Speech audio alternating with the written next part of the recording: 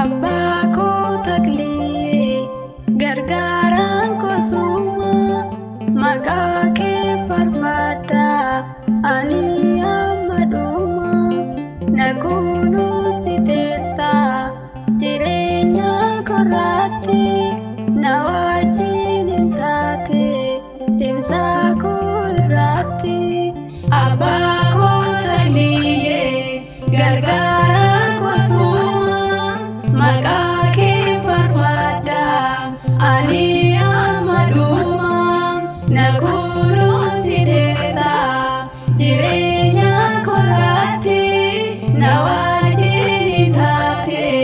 deemsa koo irratti.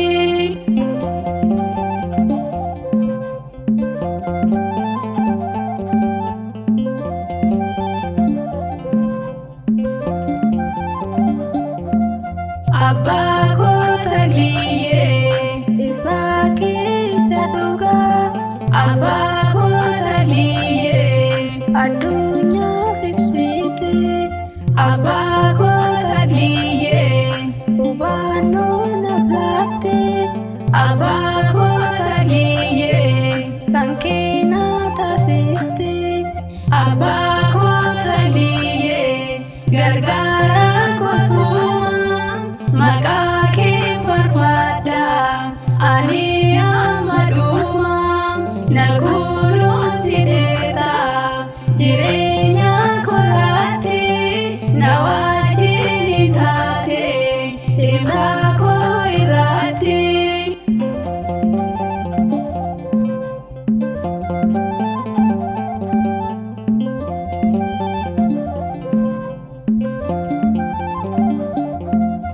Abbaa koo taklii miila kee tokkichaan abbaa koo taklii biyya keef kadhatte abbaa koo taklii addunyaa jibbite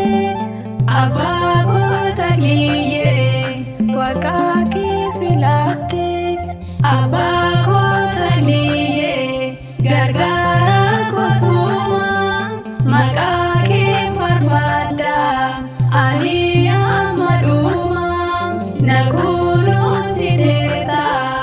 jireenya koraatti na wajjin hin taate deemsa koo irratti.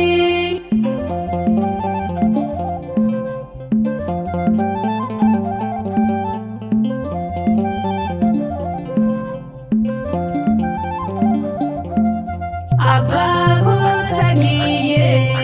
addunyaarra deemte abbaa koo taklii dhugaanii barsiiste abbaa koo taklii kan mana kee dhufe abbaa koo taklii jaalala simatte abbaa koo taklii gargaaraan koo suma maqaa kee barbaada ani amma dhuma na kunuunsiteetta jireenya koraatti na wajjin hin taate deemsa koo irratti.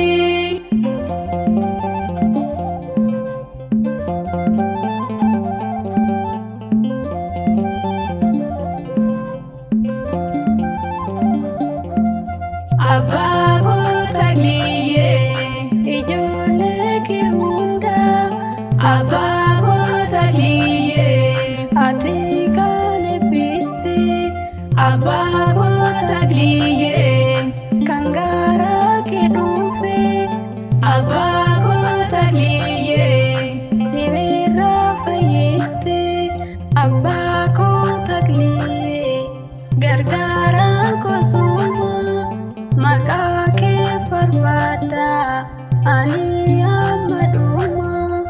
Naku